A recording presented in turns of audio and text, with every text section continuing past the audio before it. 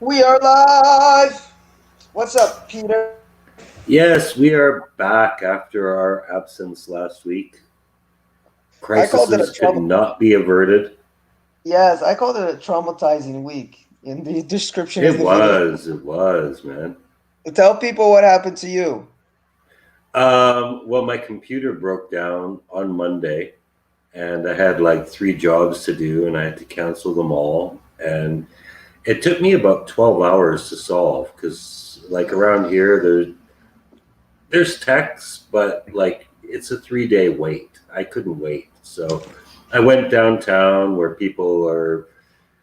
There's it's what you would call a buyer's market. Like there's an abundance of techs downtown, and it's good, but it takes a lot of time. So that was my whole fucking day last Monday, and then I moved on Wednesday. So yeah, basically like 2 days of my life last week were devoted to crisis management. I got you. Crisis management. And why did you move? Or were you evicted? A combination of both, but I basically had a roommate problem. I got you. Yeah, these guys where you moved, they were like real like anti alcohol, right? Yeah, actually, the problem wound up being this one guy who lives there. He's a cop, and he decided the place wasn't secure enough, and so he's chained like everything up, like to go from one room to another after 11 p.m. You need like a full set of keys, and he had the kitchen door locked with a chain and a padlock. And I actually asked him nicely, like, because they were complaining, like, I had a key, and he was complaining that when I unlocked it to go to the kitchen at night, after it was locked and everyone was asleep, it was making too much noise, it was waking people up. I was like, man, don't lock it so fucking tight. And the guy was a total dick. He tied it in a knot. So it was almost impossible to open from my side of the door. Mm. And this was not at night either. This was at 6 in the morning. I was getting up to go for coffee. So I was like, you fucking dick. So I took his stupid little padlock and I threw it in a public garbage bin. And I was like, fuck you, motherfucker. But the problem is, this guy has lived there for 10 years. So he complained to the landlady that I was jeopardizing the security of the building, blah, blah, blah. And yeah, You it are the just, security problem. yeah, yeah, Well, I'm glad you moved into your own pad, man. It's the best thing. You got your own space. You do what the fuck you want, yeah. more or less. So I'm happy for that. Me, I just got overworked. I understand. For those of you that have been following the podcast, you know that Pete and I both teach English down here, and I get now more than ever when students usually cancel at the end of the month because they're like, it's closing time. It's closing time at the company because they're just swamped with work. Yeah, And yeah, I get that. I'm feeling it because that's how it is at the end of the semester. Because I teach yeah, at a high school. I've been teaching at a high school now for like 2 or 3 years. And the end of the semester is just insane because, especially, it's a little bit more manageable in person, but via, because we're teaching, we're doing distance learning. So getting a bunch of 12-year-olds to figure out how to log into a test that it needs to be proctored. So they need to download this program where we can like see that they're taking a test from our homes, uh, and so that they won't cheat. Like the final test. yeah, Oh my god! And then they have these projects to do and explaining the projects, and then I got hit with some real bullshit. Which I mean, it's nice what I'm doing, but it's insane. We switched providers because I teach a high school program inside of a Brazilian high school that's written by a university from the US who used to work with Missouri, but due to some issues, they broke the contract and now we're with Texas. Thing is, check this out, Pete, how these kids got screwed. The amount of credits that they need to graduate wasn't enough by one course. Like all the credits didn't transfer. So they have a month and a half to do like however many, like what would be essentially a 6 month course they need to do in like 5 weeks. Oh Jesus. So I'm teaching, like I'm doing these video lessons on what the first one was. It was a short story. It wasn't too bad because it's a short story. Like from clay we are made. A little poem by Langston Hughes was okay, but then you have like a Greek tragedy by Sophocles, Antigone, and then you have the entire book, The Alchemist, and then today I did one on another short story called uh, "To the Waters," from the waters of Babylon or something, which was actually kind of nice. But man, kids got screwed. But me, I'm like, oh my god, how do I condense, a 200-page book into like a 40-minute video lesson, and so that these kids can at least attempt to pass this test. So yeah, it kind of sucks. So yeah, it was a hellish week last week, and Yeah. we continue to Yeah, be. it felt like it felt. People say 2020 was long. Last week felt longer than the entire year. Yes, yes. And we kept trying to reschedule a date, but I was like, "Oh my God, I don't have time. It's just the rest of the week is just insane." But we're back. If any of you missed us, thank you everyone that has been watching the podcasts and the live cast, or however you want to call it. And it really means a lot. And we see our viewership is kind of coming back up because I think when you were having really bad computer issues, we were dropping a little bit in the viewers, but now we're kind of building them back. So thank you all for hanging in there. And so far, Pete's sound quality has been awesome. So hopefully, the new computer is the reason for that. But we don't know. We never know with Pete. It seems like there's a jinx because as soon as he's going to talk about his movie, Yeah, yeah. We'll wait and see until I start talking. we will wait and see if the jinx is still going. By the way, have you been digging? I know you've been digging The Mandalorian. Yeah, How yeah. I think yeah. Next week is going to be so awesome. Well, it's like a joke. The way the last episode ended. Mando's like, I got to go to Mankali, and he just sighs like it's the worst fucking thing ever. But we know he's going there to find Ahsoka, and that was a total joke for Clone Wars fans because the Mon Cali story in the Clone Wars was just. It was the worst story that did not involve Jar Jar Binks. Like, it's pathetic. It's like an underwater civil war amongst fish people, and it was supposed to be Admiral Akbar's backstory, but it's like, man, this is so hard to take seriously. It's like Aquaman without the humor. But he's gonna find Ahsoka there, so it's gonna be That's cool. I'm cool. looking forward to it. So we're gonna get a visual, well, not a visual, but a Live action. live action version of her. Yeah, she's kind of like the tiger looking lady. And whenever I think of her, I think or Egyptian or whatever. Um, And it says here, I'm reading from this article that says, of course, Disney Plus will make an Ahsoka standalone Star Wars series. So who knows? They've cast Rosario Dawson, which I love. I love Rosario Dawson, Yeah, she's to hot. be the live action Ahsoka Tano, previously only a Clone Wars and Rebels animated character, to guest star in the upcoming second season of The Mandalorian. And then since then, they have. Well, my ad blocker just came on. So since then, I guess they just been talking about uh, doing that. I'm reading this from Forbes. So it wasn't much of a secret that she was going to be on. A No, few things no, it are was blindingly well known. obvious from the jump that she's going to be in there. Yeah, I dig her a lot. I've always liked her.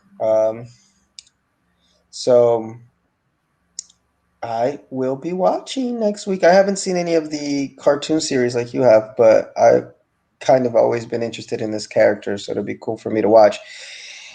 In a little bit, we'll talk some quick picks, but for now, I just want to bring up this, which is what we're going to be talking about in the main segment, is the New Mutants, which Pete Mhm. just saw, and I think you really loved, right? I wouldn't say I loved it. No, I would say that it was not the shit fest that was expected. Okay. And then I watched I Am Greta, and then we're gonna do a ghost story, which I'm really curious to hear Pete's thoughts about. and The Empty Man, which I left for last for a good reason. You'll find out when we get there. But quick picks. I I was between movies. Of which one to put as what I've watched because I had this someone over. Let's just put it like that, and we were trying to watch a horror movie because he really digs horror movies. So he just picked a movie from Netflix, and he picked on this movie called Cadaver with a K. That should be already kind of a warning to Right. the quality of the movie. Kind of like Terminator Genesis with a Y. Like whenever there's like a misspelling of something, you always got to be wary. Um, and man, oh man, was this a really bad movie. It was so bad that we actually didn't finish the movie, and it wasn't like we didn't finish because it's like let's go watch Netflix and really you're just gonna fuck. It was like we both just fell asleep. We were in the middle of Right.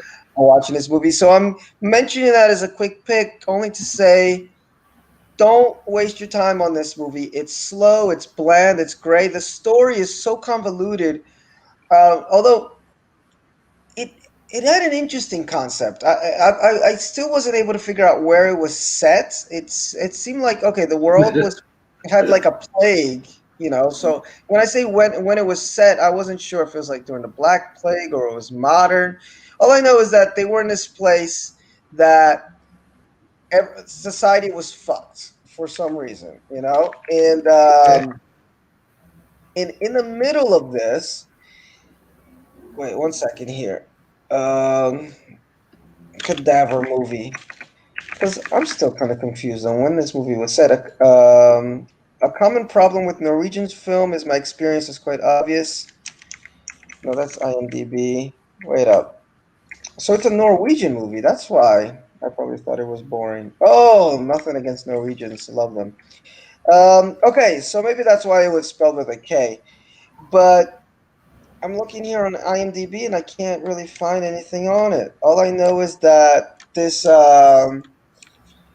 there's a plague or something, but then this guy comes to town and he has a live action play that he wants to do. Like those you ever hear Pete, those like mystery dinners where you're like the waiters, like everybody is part of this play that's going on, including Oh you. yeah, yeah. Like yeah, they did a Batman comic about that, like the murder mystery role play type things. Yes, so that's what the guy's doing. He's like, okay, if you come to this mansion, you are going to be part of this immersive experience, and just you keep this mask on so we'll know who the actors are and who the real people and who the audience is. Of course, people end up losing their masks because you can't do a whole movie hiding the actors' faces, and that's kind of like where it starts to get weird because the inside this mansion, there's a lot of crazy stuff going on. People getting supposedly killed. We don't know if they're just acting or not. The little girl who goes with the parents, like it's like it's a mom and dad, and they take their little daughter, which it was really smart. She gets lost, and that's kind of where I fell asleep, mainly because the super slow plot, the not interesting characters weren't that interesting, no suspense, no nothing, and boom, anyway, I'm going too long on my quick pick, so that's about it. Just I Okay. wouldn't recommend it. I'm looking here at all these reviews, and most people are not digging it.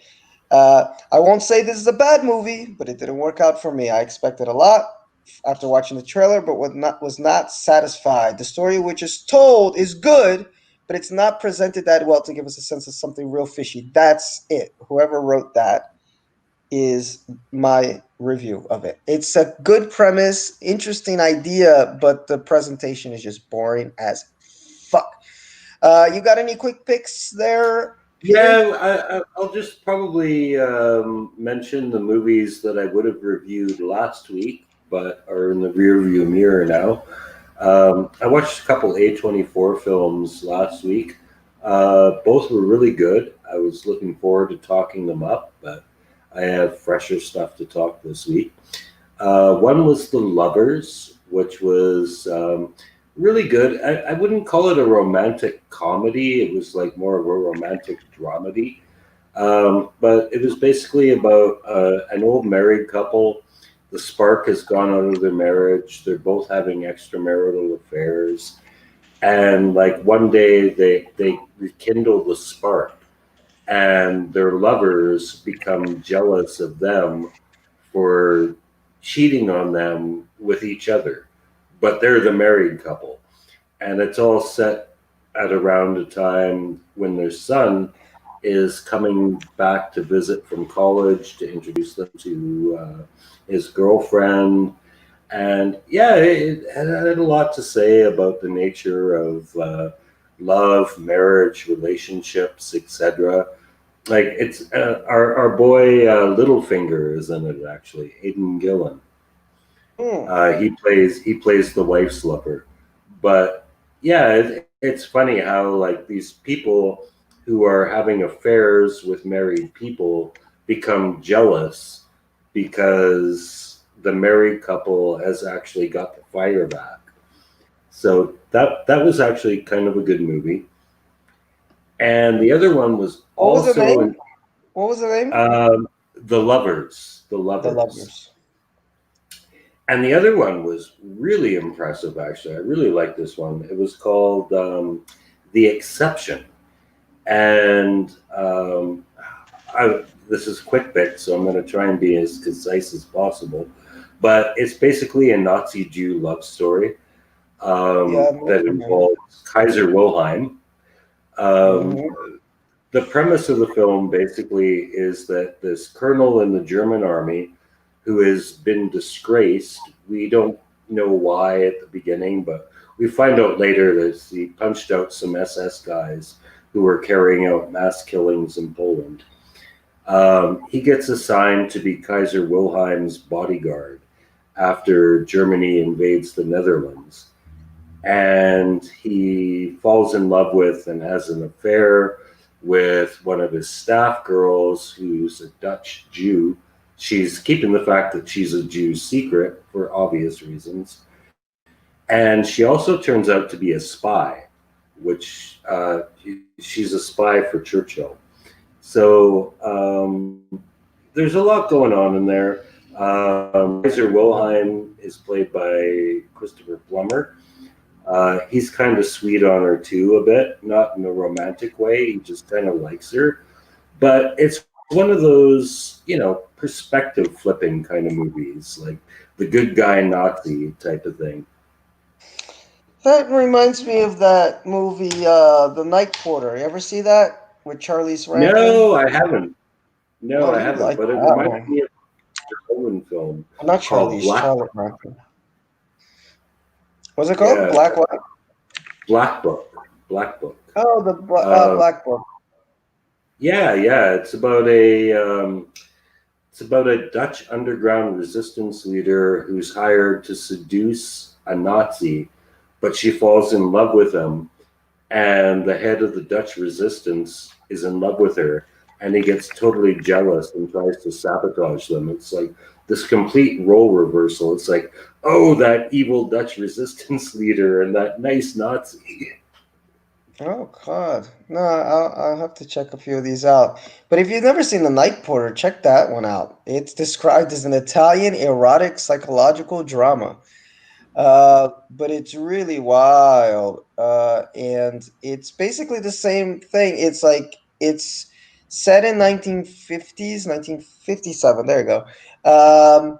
And what happens is that this guy who used to be an SS officer, he's working in this hotel, and then Lucia, who was a Jew that was in the Holocaust, ends up going to the hotel in Vienna where he's working as a night porter. And their eyes meet, and then we find out that there's like he kind of used her during the war as like a sex toy, but she kind of got off on it in this weird way.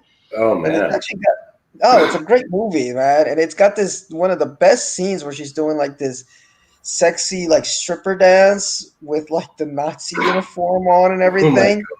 So there's this weird like she almost like what's that like Stockholm syndrome type thing where she kind of like yeah, fell in love with her captor, and it's a wacky story, but it's considered a classic movie, and it really is. And Charlotte Rampling is such a great actress. She's one of my oh, she favorite. is. Yes, Yeah. yes. And who plays the guy here? It's Dirk Bogarty, which I don't know him from. I don't know if you recognize the name, No, I don't. but yes, its themes of sexual and sadomasochistic obsession have made the film controversial since its initial release, dividing critics over its artistic value. I love it. I love it. So I definitely recommend that one. So you saved me. You actually made me talk about a movie that I do love at the end there. But let's get to it, y'all. I told you Pete's gonna save this podcast because I don't have anything too nice to say about most of the movies I've seen. Um, the New Mutants. Yes, yes. This movie has been forever in coming. I think it was supposed to be released like 2 years ago, and then they decided to do re-edits, and then the pandemic came, and then finally they just said fuck it, and they gave it a theatrical release. And I don't know, wherever you were able to see it, you could go see it in theaters, but now it's streaming apparently, and there are definitely torrents and Blu-rays and shit. It's playing now here in São Paulo. It is, yes, Yeah. yes, it is. Actually, I almost considered going to see it, but I was downtown, and all the theaters there they're dubbed in Portuguese, so didn't Mm. bother. Um, but yeah, what can I say? When a movie is delayed this long, you expect the worst, and it wasn't bad at all. It was the Dream Warriors, basically. It was a remake of the Dream Warriors. It did not bear a lot of resemblance to the comic book, and what I'm really surprised about is I do belong to an X-Men group on Facebook, and most of the feedback from these people has been really positive because you know how some fucking fanboys are. It's like, it wasn't exactly like the comic book, so therefore I'm going to hate it for no reason. And actually, most of these people acknowledge, okay, it's not the comic book, but so what? It's a cool little movie. It's like 90 minutes. There's not much to it, but it's fun. Not a lot of reasons to complain, except maybe, that the characters are a bit shallow, but in a 90-minute movie with an ensemble cast, like, how much character development can you really get in, really? Uh, how much gay energy is there in this movie? A fair bit, a fair bit. Rain and Mooney, they don't actually do it, but there is like a lesbian kiss scene. Maisie Williams is in there, Yes, yes, yes. and She plays Rain. She's one of the people involved in this same sex platonic to a certain extent romance. But does yeah, she get it there's on with Alice Braga? Cause she's hot. She's the no, daughter of Alice Samuel Prague is Braga. the villain, man. She's Oh, okay. that's a character who changed. Like, I don't know, for anyone, I'm a huge X-Men nerd. I've read like millions of X-Men comics. But in this one, Celia Reyes, who is introduced in the comic books as like the first Puerto Rican female superhero, she's actually the bad guy. She's the head of this facility where they're taking new mutants, that's where the title comes from, who have manifested their powers. And she tells them, like, she's training them to be X-Men Mm. because their powers are dangerous. They don't know how to control them, but she's going to help them, and eventually they'll be X-Men. But it becomes apparent over the course of the story that she has a more sinister agenda. So Cecilia, played by Alice Braga, she's actually the villain. I got you. Okay, I don't. I know nothing about the New Mutants because, as you know, I enjoy the X-Men, but I'm not a huge Marvel fan, so I maybe I would like the movie because I would just see it without comparing it to anything. I didn't even know New Mutants existed as a Yeah, the concept. comic book was actually launched at the height of the X Men's popularity because like it was like so popular. Comic books were actually a big thing back then, and so the premise was basically the X Men are all grown up. Where did the teen stories come from? So they created the New Mutants to be like they were the undergraduate class at Xavier's school, much like you see in the movies. Actually, in the movies, the X Men are the teachers, and they have all these students at the school, like characters that get like 5 seconds of screen time. And that's basically what the New Mutants were supposed to be. They were the students, the X Men were the teachers. That's But like this isn't the like that. junior. What's that? What's that Justice League? The junior class. I forgot what they call them. The they have even the cartoon show about it. Like the I forgot what it's called. You know what I'm saying, right? The Justice League has like the junior ones where they're all kids. The Teen Titans. Yeah, Teen Titans. Yeah, yeah. Yeah, but this wasn't like that. This was, like I said, it's very reminiscent of the Dream Warriors, where like you have all these kids from different backgrounds. They don't know how they got there. They're in this institution. They can't escape because Cecilia's got like her massive force field protecting it. Mm. And the whole thing really revolves around Danny, right? It's her story. She doesn't get top billing because Massey Williams is like the only recognizable actress in the film. But yeah, she's there because she's a mutant, but she doesn't know what her power is. If you've read the comics, you know what her power is. Her Mm-hmm. power is the ability to make people experience their worst nightmares, Mm. and where shit starts getting, because it is kind of a horror movie, it gets a bit freaky, is where all these characters start reliving like the worst nightmares from their past. And you realize, like, oh shit, that's Danny doing that. But why? Mm. The motivation. So it's got some good shit going on. Like I said, the character development is pretty thin because it's an ensemble cast in a 90-minute movie. But the bright side is it is a 90-minute movie. It's not going to consume a huge amount of time.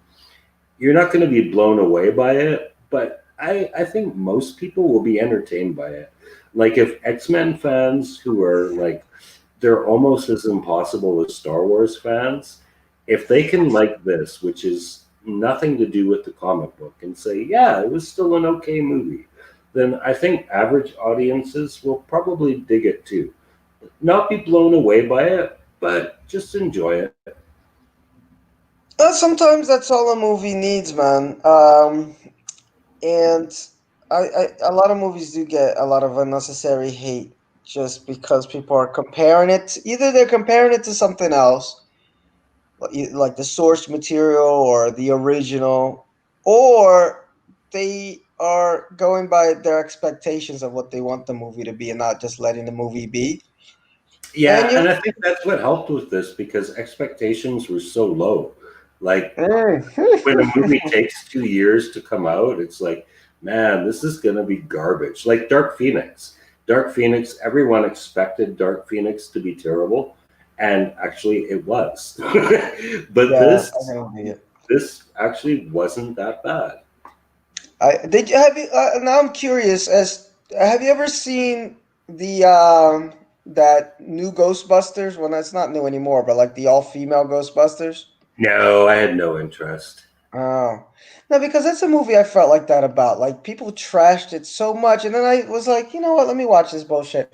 And it's not great at all by any means, by any stretch, but I wasn't like, mortally offended by it. Like, oh my God, I can't, it's like it had some your usual jokes for like 90% of the movies these days, like bathroom humor jokes, stupid jokes. It wasn't like anything incredible, but it was like the Pixar, not the Pixar movie. Like, what was the one that I saw that was so stupid, but it was like enjoyable. The one where the no, not the Emoji Movie.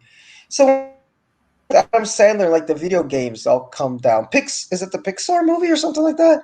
Forgot the title, but it it was like okay, like it wasn't that bad. Like people were treating it like it was the worst thing. Like after you watch this, it's gonna ruin your childhood if you watch the original Ghostbusters. I'm like, I grew up on original Ghostbusters. I used to watch the cartoon more than the movies because they used to scare me a little bit. But it's like okay, it wasn't like the worst thing. And I feel like people push too much of their personal agenda when they're giving their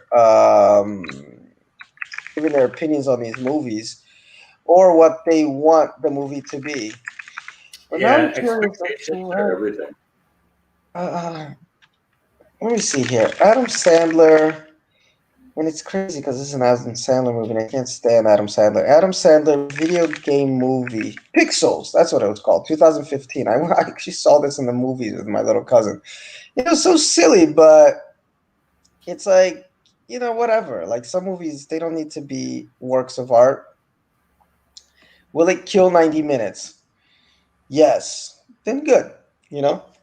Yeah, So I'm glad you enjoyed it. I'm glad you gave it some love. Maybe it'll find an audience at some point. I think this has cult possibilities, actually. Oh, nice. Yeah, it only made at the box office, but I mean there was COVID involved, so you can't go by just because of bad reviews. But it only made 45 at the box office on a Yeah, 67 it's eighty weird. million I saw it got a budget. 5.4 on IMDb, but a 75% on Rotten Tomatoes. So Yeah, that's pretty I cool. don't know. There's something weird about that metric. I see 32. Oh no, 75 like this film. I think the critics gave it a 32. Um, it yeah, it's like two different audiences. Like, cause I go a lot on IMDb and like I read some of the reviews on there, and then I'll read the reviews on Rotten Tomatoes. It seems like it's two very different audiences. I usually trust the IMDb audiences a little bit better. They seem like they're actual film fans. Plus, the site's been around a little bit longer, I think. Right. Whereas the Tomato, it seems like folks just kind of go more with like their emotional reaction to it. I don't know. That's my feeling. Especially, I know there was this whole controversy with Rotten Tomatoes with a few movies that people love, and like the critics trash, but the people loved, or vice versa. It's really low on the people meter, but really high on the critics meter. And then at the end of the day, you just kind of have to go with what you say. Like Star Trek Discovery, for example, really low score the first two seasons, but it's mostly Trek fans who are like, "This isn't Star Trek." They're cursing and Yeah. it's too Yeah, I know. fast and That's it's too the first Star dark Trek and it's show too they ever violent. dropped an F-bomb in. That's so fucking cool. When she said that, I was like, oh man, I did not expect that. I know, but you get these new, a lot of new stuff. It gets a lot of like very emotional reactions instead of like, is it enjoyable or not? Will it grow into itself or not? And that's it. By the way, have you been continuing your Star Trek journey and been I enjoying season am. I one? actually just finished watching season two, episode two today. Oh shit! So you finished season one. What do you think of season one? Because I thought the last episode was a little crap, I but I loved thought it. I loved you it. I liked it. was just, I'm so torn because, like, seriously, Lorca was my favorite character in the show. Like, I love that guy. But the way, I can't argue with the way they handled that because it was done so perfect. Like when Michael realizes, she does it in a usual suspects way. Like she has these flashbacks and she's like, "Oh my god, I should have realized this all along." And like it was all there. It was right in front of you. And it's like, God damn it. But I love that guy, man. I love that guy. Yeah, but I love that Giorgio jumped into this reality. Yeah, 'Cause- yeah, she's good. One of my favorite scenes after the Terran Empire was when she meets Tilly for the first time.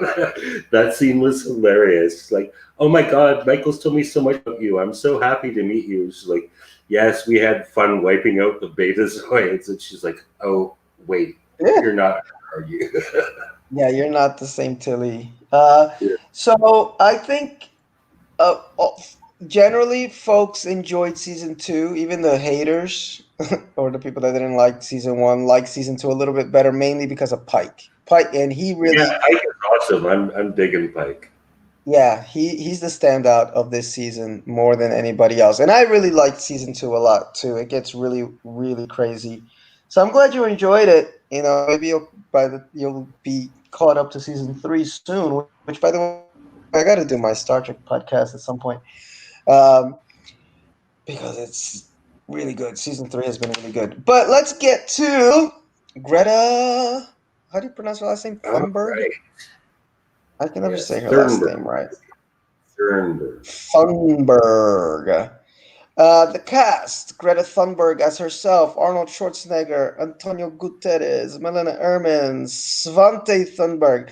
So, well, everybody knows little Greta.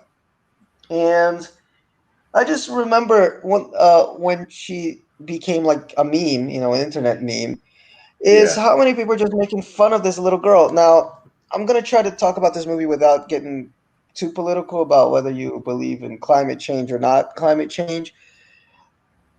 But regardless of whether you think it's a big hoax or you think it's real, one thing I didn't appreciate too much when she was out is how many people were just like trashing her, like attacking her personally, because it's a little girl at the end of the day. She's 15. Yeah. Um, and you could tell that she had some social issues, which in the movie they make it very clear that she has Asperger's. Like she says it herself. Actually, it's a funny part in the movie where a reporter is talking to her. Is like, "Well, you suffer from Asperger's. How does this affect you?" She's like, "I wouldn't say I suffer from it. I have it, but it's actually Right. helped me a lot because if you guys don't know, Asperger's is a type of kind of what would you call It's it? like What's the kind of word? OCD times 10, isn't it? Yeah, but um, is it Like you focus bipolar on really disorder? small No, details and autism. then. That's the word I'm looking for. No, it's more like Okay. autism times 100, not OCD. I just couldn't Okay. find the word. It yeah. So, but times 100 in a weird way. It's like it's not exactly the same because I've worked with kids that have autism and they are like completely socially inept. Like they're just you got to just walk them around, and they're like idiot savants sometimes, which is incredible. But they won't even be able to hold a conversation. So Asperger's is not exactly like that, where you are able to communicate and you are able to have some type of social interaction. So maybe it's like a mix of a little bit of that OCD in that you focus in on things to the point where it becomes like that's it. Like you forget to eat, drink, Right. talk. You just like focused on this one thing. I think the first time I heard about Asperger's was during this show called Boston Legal that I used to love back in the day. William Shatner won 2 Emmys, by the way. People say he can't act as Oh, Danny Craig. he Um, was in Judgment at Nuremberg. Sorry, just want to give a shout out to Shatner, but yeah, he's in Judgment at Nuremberg, 1961. One of my I all-time didn't know favorite that. movies. He's a good actor, man. He hams it up for Kirk, but he hams it up to the He right knows his amount. shit. He does his shit, and he's a Shakespearean trained actor actually. Um, He but is. anyhow, but there was a lawyer that went into the firm that had Asperger's, and they did it in a real cool way where yes, it was funny because we hadn't seen anything like that before, and he used to always walk like very stiff with his hands like his hands would always be like almost like taped to his side. But the guy was a genius, So although he was weird and kind of socially awkward, he was one of the best lawyers in the firm because he was like an encyclopedia. Like law was his thing. He could focus on it 100%. Like you can't, take his mind off of it. So that's what this little girl has. And given all of that, it's just cruel for people to I mean, even if she were an adult, I don't like personal attacks too much unless the person is an obvious asshole, and then you get what you, Yeah, you get back yeah, what you put out. Um, but if somebody believes in a cause, okay, Jane Fonda, I have no reason to call her a fucking yeah. Well, whore. if you don't like it, don't listen. That's Exactly. my It's like, that's my okay, feeling. Like exactly. don't be like, shut the fuck up, you stupid little girl. Like, just don't listen. Don't listen or combat it with what you believe are the facts. Um, so I already came into that just like I got nothing against Greta. I can't say like I'm a 100% in agreement with her message, but I also not on the other side of the aisle thinking climate change is a hoax.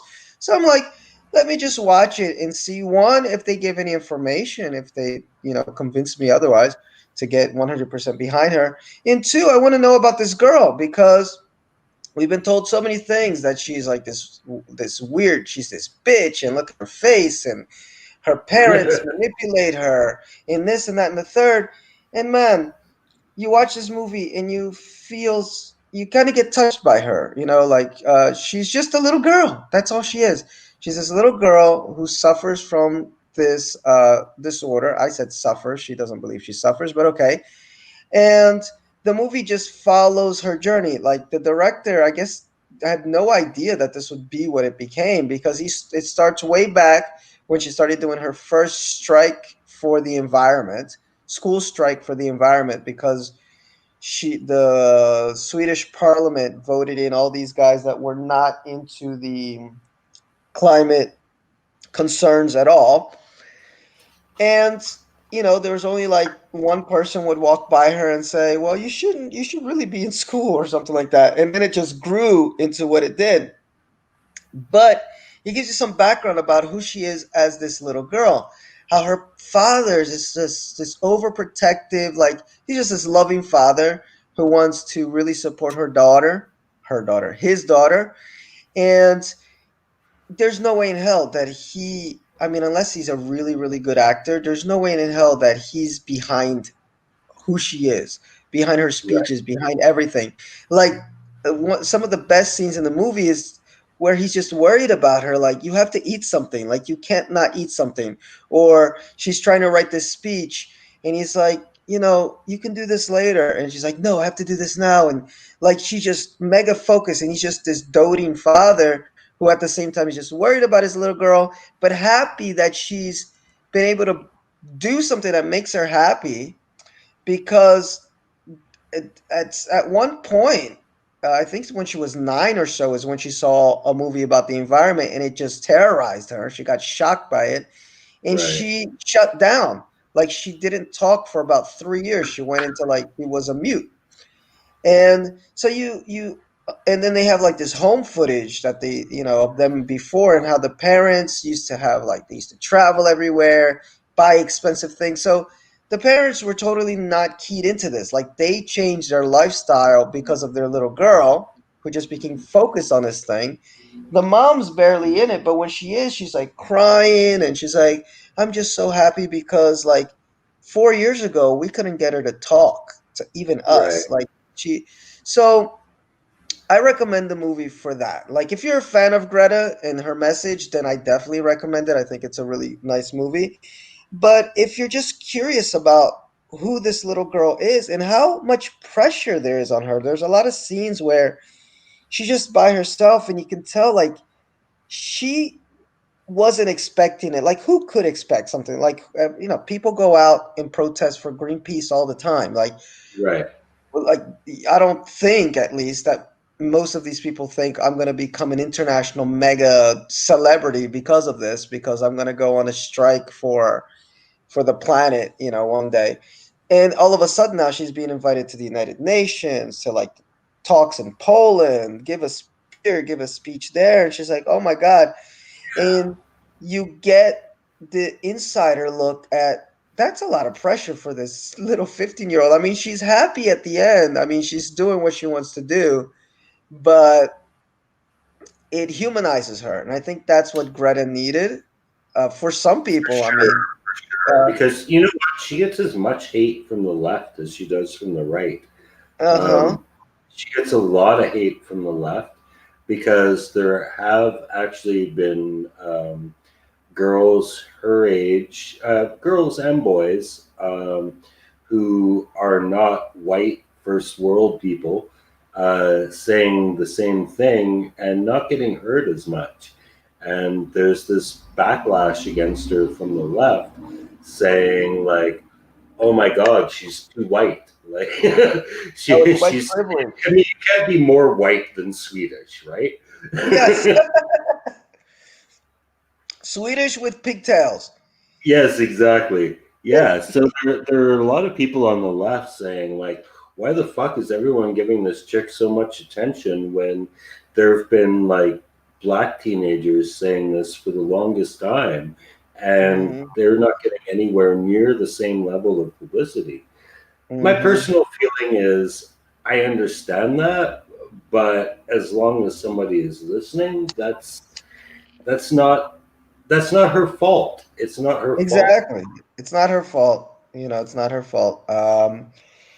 And yeah, the fact that it blew up to be as big as it was is not her fault. I think it's just what makes her interesting because there's other climate activists out there that are young too, and they didn't get as big, who are just as articulate. I think what made her interesting is the fact that she's a little bit of an oddball because of the Asperger's. It just and in just the way that she speaks, she can come off as a little crass because she doesn't like it doesn't compute to her that, oh, I'm talking to a world leader, maybe I should be a little bit more polite or Right. she just like, how dare you. you know uh, Yeah. and you guys, we're here, but you're not listening. The one speech she gave was so nice. It's where I think she's in London, and she starts the speech saying, "Is my microphone on? Is my microphone on?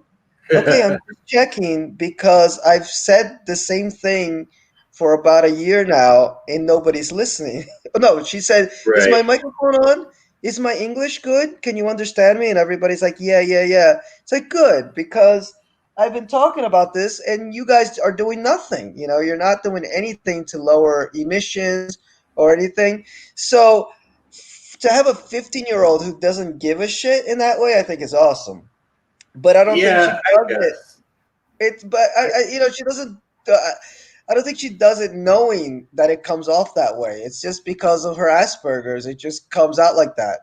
Whether you agree with the message or not, I think no, that I that's have what. no problem with her message. I think what I have a problem with is that she spends a lot of time finger wagging, but she won't actually get behind any solutions. And I'm not As a a climate criticism. change denier. I'm a real climate change believer. I think it's like the number one thing that we should be worried about. And she doesn't offer solutions. She's like, this is bad. Like, you're doing bad things and you need to change. But she doesn't actually say what those changes are. Yeah, And it's understandable because she's a 15-year-old girl. She's not a scientist. yeah, She I think shouldn't be expected to come up with solutions. But exactly. somebody is paying for these plane tickets all over the world to have Oh, these but she speaking doesn't take she engagements. doesn't take planes. She doesn't take planes at all. Actually, one of the best parts of the movie is when she has to go to the United Nations and she sails from Plymouth, England, Yes, I remember that. all. I remember that, and that is so fucking stupid because she's not deleting her carbon footprint at all because it is the law that if a plane is empty, if a commercial plane is empty, it still has to follow its flight path. Like that plane will take off and leave and arrive at its destination no matter what. So the plane is still leaving its carbon emissions. She didn't accomplish shit by doing that. Yeah, I guess in her mind, this is where I can kind of come to her defense. And because the movie does a good job at not making it like that Al Gore movie. What was that? Yeah, From yeah. Convenient, from I know Convenient the one Truth. you're talking about. It doesn't try to be that. It doesn't try to say, okay, here's Greta's points, and this is what this is, and this is what that is. They mention in passing some like what's the name, the whatever's happening, like this or that effect, and but it doesn't, the Keeling effect, the albedo effect. They're referred to, but they don't really explain them. And in a way, that's kind of nice because it's like I want to know who this little girl is. Yeah, As I far can as see how like, it would be good from that perspective. yeah, and but they do touch on the points. Like they actually have. What I also liked is that they put the criticism. They put Trump, even Bolsonaro's in there, talking about Oh, really? Yeah. this little punk. He calls her a little punk. This little punk Vegeta. that's a Uh, that's a classic Bolsonaro quote. yes. Yeah, And apparently today he just called us all sissies. oh yes, yes, yes. No, he's too much. But her solution in her mind is this. She starts, like you said, she offers like the facts, air quotes, and her solution is live the lifestyle that I'm trying to live as much as possible. Don't eat meat. Don't buy useless stuff.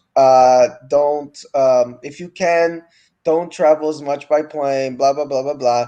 So that's her way of offering a solution personally. And then I guess what she's asking is, she actually says, I'm just a kid. You guys are the scientists. You guys are the politicians. You're the ones that need to figure this out. Like, I'm coming to you telling you, my arm's broken. I'm not a doctor. I don't know how to fix my arm. I'm asking you to figure out how to fix my broken arm. So Right. that's where she's coming from when she goes to talk to these people is, look, I don't know how to fix it. I do some things in my personal life. My family has changed their lifestyle around to try to cut down on some of our carbon footprint. But when it comes to the global level, is you guys need to figure out, like, if you have to sign some accords, if you need to cut down on deforestation, if you need to blah blah blah blah blah. Right. You gotta do it. That's not my job. I'm just a kid, and you guys are fucking my future up. So I kind of dig that, Like, again, I'm not No, a that's hundred fair. percent That's fair. sold on her entire message. Like, I don't think we're like at was it level 6 extinction? Like, I think in the movie it says 2020 is gonna be it. Like, but but I dug it. So I recommend the movie if you're like just curious about who this girl is, which I think most people should be at least on some point, just because of her this global phenomenon that she became. And she's not just. It reminded me a little bit of a few months back. We did the podcast and we talked about this movie, I Am Paris Hilton or something. I think it was called I Am Yeah, Paris. yeah. It's funny because this is I I Am am Greta. Paris. Um, where wow, I got this whole different perspective on this person that you think because she's on everything, not just TV, Instagram, Facebook. She's everywhere so much. You think you know who she is, but then when you get to actually just let the cameras roll, and it's not like reality TV style, where the producers kind of want you to act crazy. No, just let me see Paris Hilton actually talk about her trauma, talk about her fears, talk about how she's created this persona that now she can't get away from. It's like, wow, I kind of get her a little bit. Like, and I didn't fall in love with Paris Hilton, but it's interesting to see um, how people really are. And I thought that this was interesting about this movie with Greta. Like, it's just a little girl. And I think it's such an important message, too, because although she's a celebrity, sometimes we tend to do that to people in our everyday life because we all have our outside persona, like, right, like everything's fine, I'm going to the movies and I'm eating out here and I'm doing this and I'm doing that, and then but what are the quiet moments like when the cameras aren't on, when Right. Facebook isn't on, when the Instagram post isn't being posted? Are you actually depressed? Do you have anxiety? Do you this, do you that? So I say that to say I don't think it's important necessarily for Peter, let's say, to get to know Greta, who she really is. But if somebody can watch a movie like this, they can carry that message into their personal life and be a little bit more caring to people in general and know that, hey, they may be a bitch at work, but maybe that's because that's the only way they know how to put a wall up to not like let shit affect them and so that they don't kill their coworkers or Yeah, something. You know? yeah, So yeah, movies like that, when it comes to celebrity, it makes me think about that. Like they're just regular people like us. They just happen to have either some extraordinary talent, or sometimes they're just, life happens to them. Like Malala. I'm sure Malala yeah. didn't want to get shot in the face, No, uh, but she became the voice of whatever movement she was behind, or even like some of the civil rights movement, civil rights folks. I'm sure they didn't wake up in the morning and say, "Woohoo! Now I get to get beat up by cops and chased down by dogs. I can't wait." yeah, No, it's just like my ass is tired. I'm not getting up, to give up this seat just because you're a white lady. And then life happens. So interesting little movie. I recommend it. It's not a masterpiece, but the date, I forgot to change the date there. It's not 2003, guys. It's 2020. It just came out, I think, in September. And I didn't even know about this movie. I was just like, every once in a while, Pete, I'll just click on a movie site and I'll just pick a movie. This one turned out okay. The one I'm going to talk about at the end, not so much. But let's get to a ghost a story ghost story. from Yeah, yeah. 2017. So, Is this correct? yes, I believe it was 2017, and I didn't know anything about this actually because just doing my A24 thing, it's like it was the next movie to watch, and it was the first movie I watched in my new pad. By the way, I like set up and I was like, all right, I got this movie downloaded, gonna watch it, and it starts pretty quiet, just married Oh, you're cutting out a little bit, couple sir. living in their house, having a night, and he comes back as a ghost, but a ghost like you see here. Basically, we see him dead in the car, and his wife identifies the body, and then you see his body under the sheet, and the sheet rises like this, and the entire rest of the movie is following him around like this, just a ghost being a ghost. That's it. There's not much more to it than that. And it's a woman or a dude under there? It's a dude. It's a dude. Oh, I thought it was a woman. Okay. And what's the deal? Like, do they have some psychological issues? Well, yeah, it has a lot to do with grief and mourning and moving on, but the difference is it's from both sides of the spectrum. Like our dude here, our ghost, like really has to move on before he can stop being a ghost. But Mm. um, it has some wonderfully directed scenes, and basically, I think I can sum up this movie by talking about two scenes. One is after he wakes up in the hospital, he goes back home because that's the only place he knows. And his wife is still grieving, obviously, and her neighbor brings over a pie. And this scene was actually really funny. Um, she eats the entire pie in one sitting. Yeah, yeah, I saw you mention that in the Like groups. Like, it's a ten there's minute pie eating scene.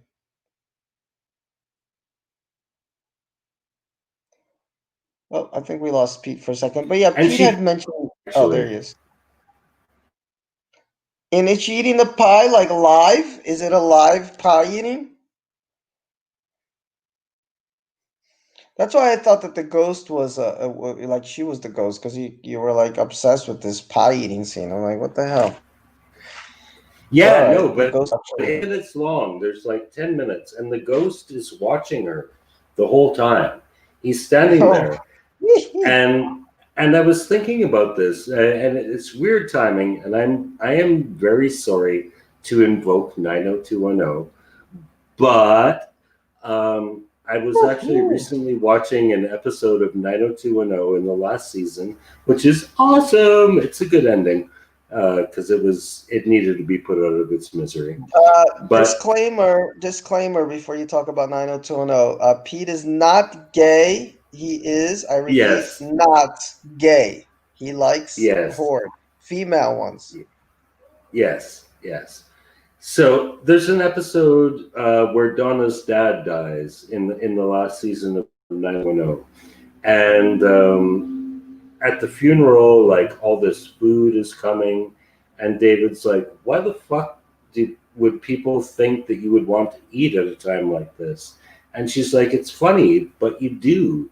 So that totally reminded me of this when she gets the pie. She's like, "I'm just gonna eat this fucking pie," and it is a 10-minute long scene, and yet it is so powerful because the ghost is sitting there. He can't talk, he can't communicate with her, and he's just sitting there watching his wife being so sad over the fact that he's gone. So that was a really good aspect of it. It was a really good portrayal of grief. Another thing I really liked about it is they live in this housing tract, and he's in the house, and he sees another ghost in the house across the street. And it's weird. He never speaks when he's like this. But apparently, ghosts can communicate through telepathy.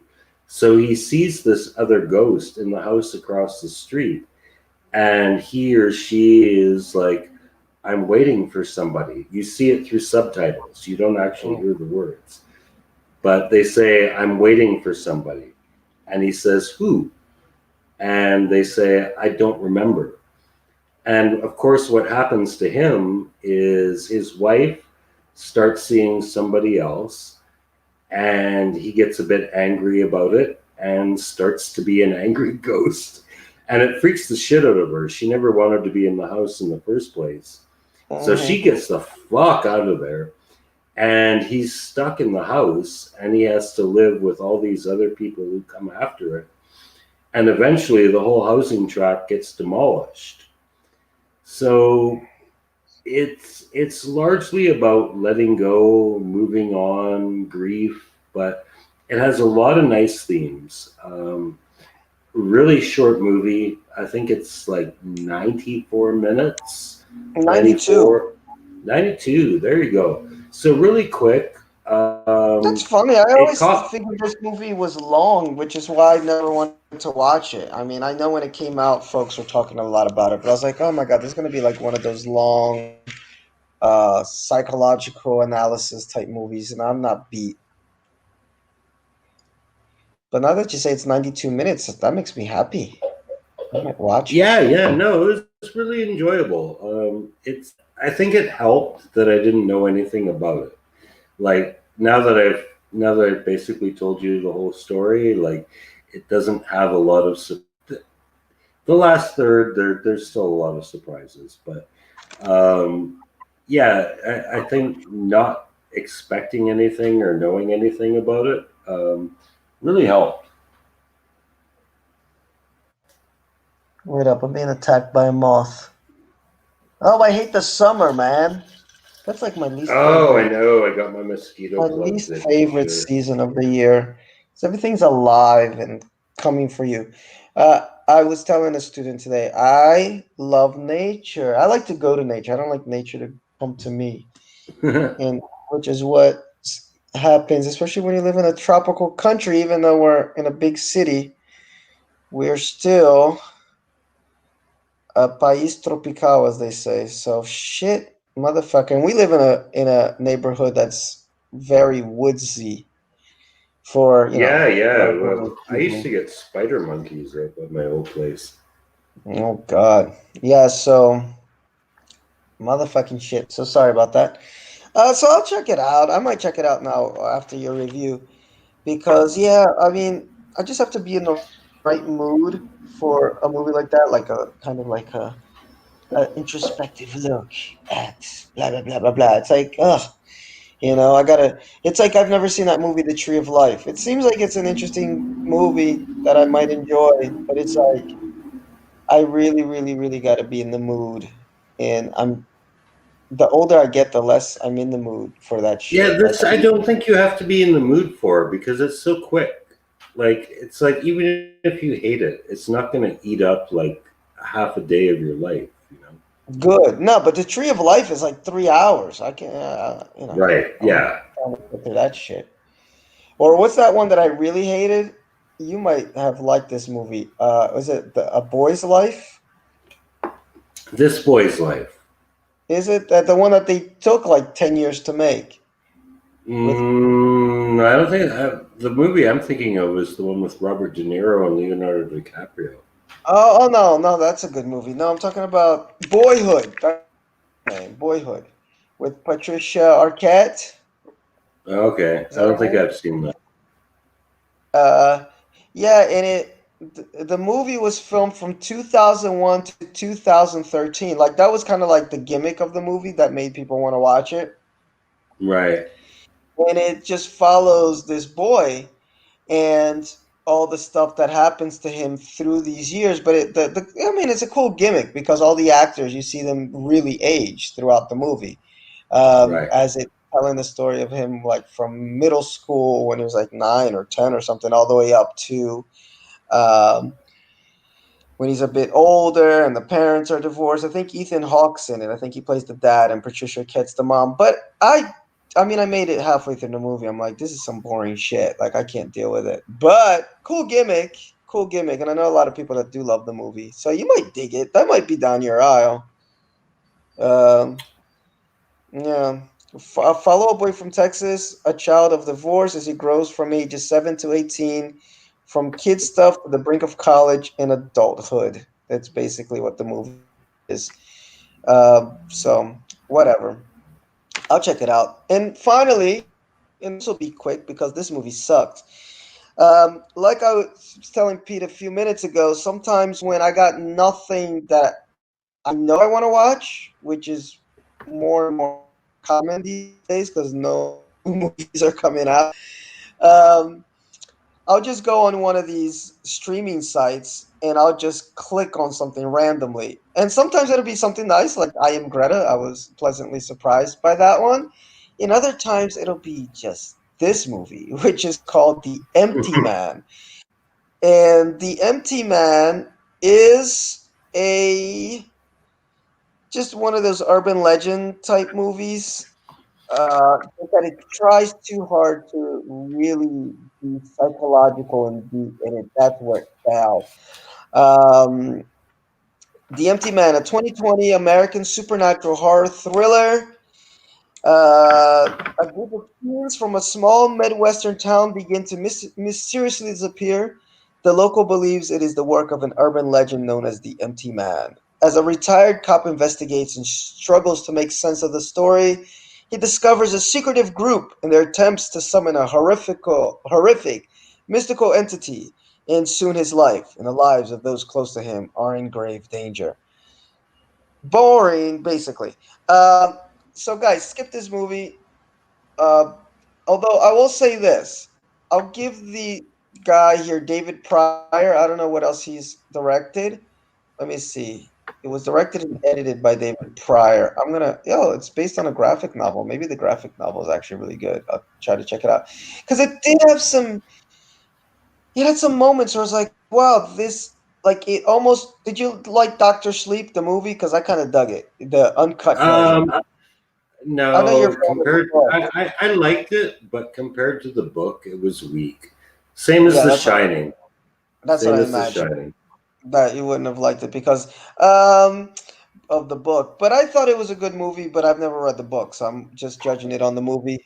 Where it's a slow story, slow burn, but there's a lot of kind of dark elements going on at the same time. There's a lot of different stories going on at the same time that all kind of join. Like it seemed like they were trying to do that with this movie. Like the atmosphere of it is nice. It's actually really nicely shot. Like the cinematography is really nice. So I feel like this director, who knows, he might be able to do something interesting at some point in his career. I'm looking here on IMDb, and he's done a lot of video documentaries capturing Captain Phillips, the Avenger archives, how did we ever make a movie of Facebook. But it seems like it's very small stuff. This may actually be um, his first big movie. Have you ever heard of AM 1200? That's no, No. he was a producer for that movie. I think this may be his directorial. He's won 3 wins and 5 nominations as far as awards go. Uh, so he's got talent. Like as you watch the movie, that's where like I actually made it to the end of the movie. It took me 2 days to watch it. I was falling asleep the first night, so I just paused it and then watched the rest of it the next day. Unlike Cadaver, which I was just like, I don't care how it ends. Uh, this one was enough where it wasn't a great movie, but there was little elements of it where I was like, well, I at least want to know what happens at the end, to this cop and stuff like that. So I like when I see a movie like that where I'm like, okay, maybe this wasn't the greatest movie, but this director, kind of like how we're watching these early Stanley Kubrick movies, and like they weren't all that great. Not saying this guy's gonna be the next Stanley Kubrick, but it's kind of cool sometimes when you see a director or a writer, even a musician, their first album. You're Yeah. like, it's not Well, David great. Fincher got to start making music videos, man. Yeah. Or even we watched Alien 3, right? I mean, it's not a great movie, but you can't say you don't see the signs of genius in there. They're like sprinkled in there, here Yeah. and there, like a shot here, a shot there, a lighting choice here and there. Like, Oh, oh, this is the most iconic scene in all the Aliens movies is that scene where the beast is about to eat her and he recognizes that she's impregnated with a queen and he backs off. I mean, that was yes. Fincher. That's a classic meme nowadays. Yes. Yeah. So, I'm not saying this movie is that level, like this guy's that level, but if he maybe worked on the editing, cut down, like, man, work on the editing for sure. I saw editing editor this movie. You know how little what do you call them? There's I'm sure there's a technical name, but like the intro, like the preamble, whatever you want to call it. Usually it's like 5 minutes most, right? Or maybe 2 minutes. Like the beginning of Get Out. It's Right. great. It's short, Black guy walking down the street. He's like, man, why you got me coming to this neighborhood? Blah, blah, blah, blah, blah.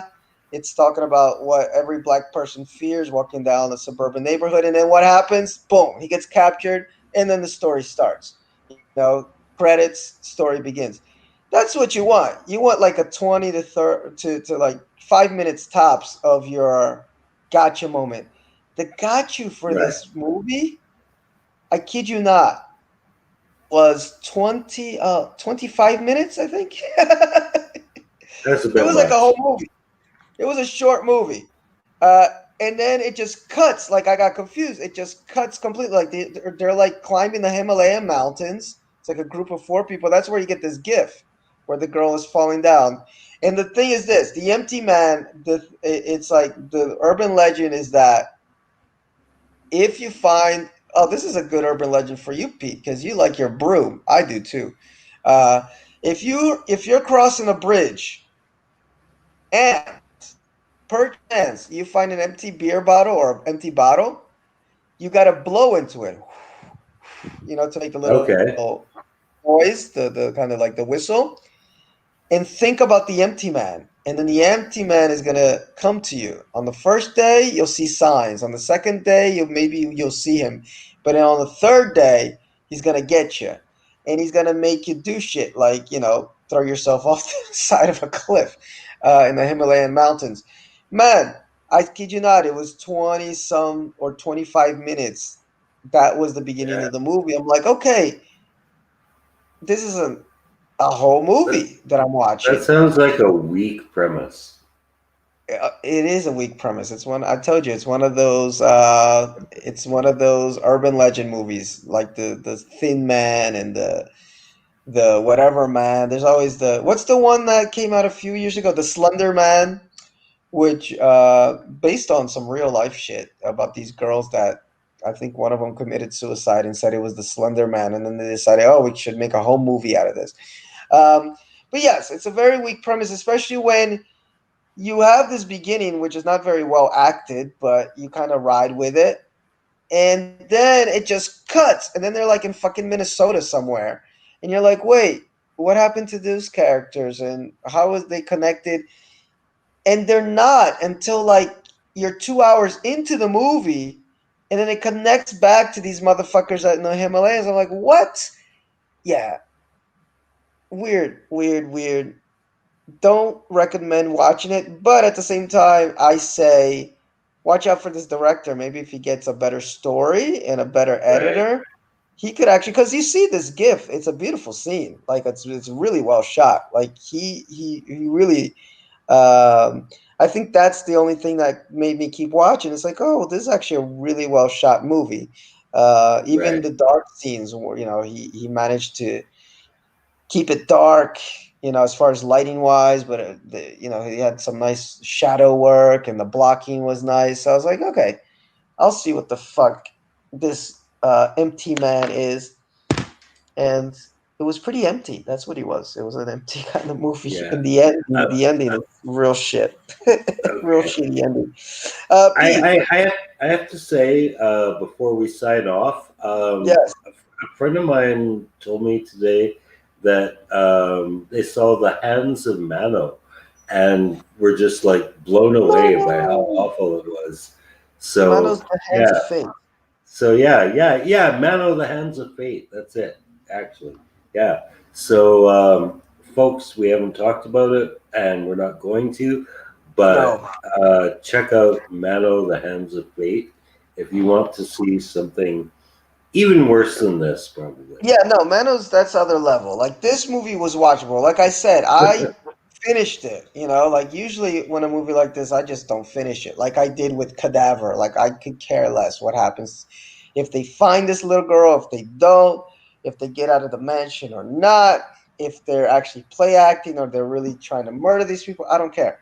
This one, it okay. I made it to the end. It's a long fucking movie. It's like 2.5 hours or something. It's like a long. Jesus. I know. Let me see. Wait, how? Let me see. How long is it exactly? It's 137 minutes. So Yeah, that's that's pretty 2 hours and long. 15 or ish minutes. Yes, extremely long movie. Um, it only made 1.3 million dollars. Oh my god, at the box office. But The Empty Man was not screened in advance for critics. The film holds an approval rating of 25% on Rotten Tomatoes, with an average rating of 3.9 out of 10. Yeah, guys, it is what it is. Um,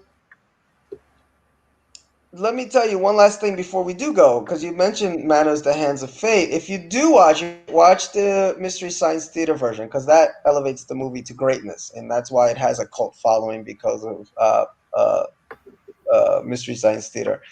That's the only way to watch terrible movies like that is Yeah. with the boys and the robots. The boy and the robots. Um, that's it for tonight, guys. We're past our time here, but thank you all for hanging with us for the evening. Thank you, the internet gods. Although you kind of cut out a little bit during a ghost story, but not so bad. And just No, today was good, man. I think it was the hard drive more than the internet. yeah, because even that noise, because you're not using your earphones, like that noise is gone. That Yeah. uh, so it probably was. So just real quick here, I am Greta. I'm giving that a thumbs up. Watch it. Just get to know who this little girl is as a person, and don't attack her as much. Maybe in 2021. And the Empty Man. thumbs down, but with an asterisk of who knows, maybe this director can actually do something interesting at some point in the future. And what about you for New Mutants and Ghost Story? Yeah, New Mutants definitely not the disaster that you would expect. It's actually, I think one of the best adjectives I've heard attached to this movie is competent. It is. It's a competent movie. Nice. It's basically, if you like Dream Warriors, you're gonna like this. Not as Yeah, I much. might dig it. I might dig it. I might watch it. I like Dream Warriors a lot. Yeah. So yeah. If you enjoy a certain type of movie, you'll probably enjoy this. Even comic book fans who are fans of the New Mutants comics are liking this, despite the fact that it is not even remotely the comic book. So yeah, check it out. I'm not raving about it, but I'm telling you, it's okay. And as far as the ghost story goes, I would say, well, let me put it this way. Craig said he hated this movie. He hated it. And I can understand why. Like you need like a certain mindset to. Craig hates La La Land. What does he know? All right, so there you go. I actually turned off La La Land in the first 60 seconds, so I'm kind of with Craig on that one. But if you were interested in seeing something that don't like, it's not going to take up a huge. Both of my picks this week are really short. They're 90-minute movies. I would check them out anyway because it's not going to take up a huge amount of your time. That's the key. That's the key because nobody likes to sit through 2 hours of a bad movie. Uh, but Yeah, like we're all, that. Oh, what was that one? I'm thinking of ending things. Man, that took forever. It wasn't just that it was bad; it was that it was long and bad. yeah, but you know what's most frustrating is when you get a movie like The Empty Man, for example, where it's not a great movie, but they managed to put just enough in it where you're like, I just want to get to the end. Like you kind of have this hope that okay, maybe it was a rocky start, and some movies are like that, rocky start, and then once it gets its groove on, you're like, oh, this is really awesome. Uh, and that's what it's frustrating for me. It's like, oh, I really don't want to watch this movie, but I'm gonna be curious as to, does that one character that I sort of think is interesting make it to the end or not? Those are the movies that I Right, really hate. Which was like for me was like the MT Man, where I was like, oh man, there's like zero reason for me to watch the rest of this movie. It's not gonna change my life in one bit. I'm not gonna learn anything about myself in the world from this movie.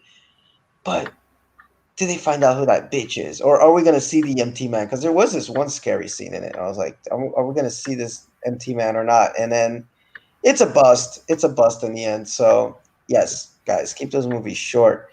Um, all right, that's it. There's nothing more to say. We will talk to you guys next Monday, Lord willing, or universe willing, if you happen to be an atheist. And that's all, folks. That's all she wrote. Bye bye. all right. Cheers, people.